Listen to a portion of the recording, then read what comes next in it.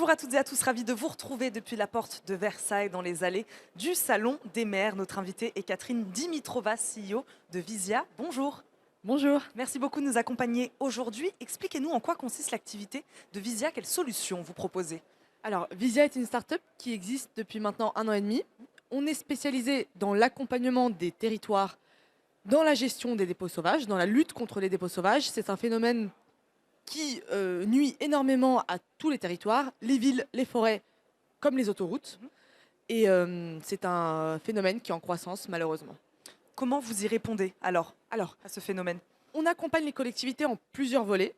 Les stratégies d'assainissement, mais surtout, on propose une solution innovante qui est la VysiaCam. C'est un dispositif de vidéoprotection qui est assez spécial, assez unique, puisqu'il héberge tout un système d'analyse d'images qui passe par le computer vision et l'intelligence artificielle et qui permet d'extraire uniquement les séquences de dépôts sauvages. Donc à quoi sert l'intelligence artificielle justement ici? À quelque part faciliter le visionnage, puisque vous n'aurez pas une transmission de 24 heures de flux, mais ça va uniquement transmettre des courtes séquences de visionnage et ça va permettre aux maires des petites communes ou à la police municipale des plus grandes communes de pouvoir constater les gros dépôts sauvages très très facilement.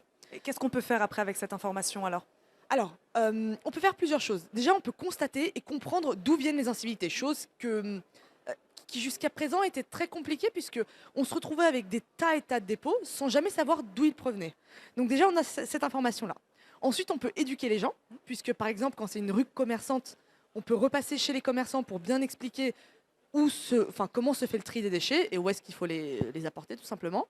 Et puis, parfois, on peut même aller plus loin, dissuader, mettre en demeure, pour obliger les pollueurs à aller ramasser leurs déchets. Et évidemment, donc, l'objectif final, c'est d'assainir, améliorer les cadres de vie des citoyens et améliorer le quotidien des agents de propreté. Combien de communes font aujourd'hui appel à vous? Alors, installer, donc on existe depuis 1 an et demi. Oui. On installe depuis le mois de mai. Donc, on a installé une dizaine de communes. Et depuis le mois dernier, l'ONF, la première forêt de l'Office national des forêts. Donc, on en est très fiers. Et on a signé une quinzaine de communes qui vont être installées normalement en janvier-février. Quel est l'enjeu aujourd'hui pour vous d'être au Salon des maires?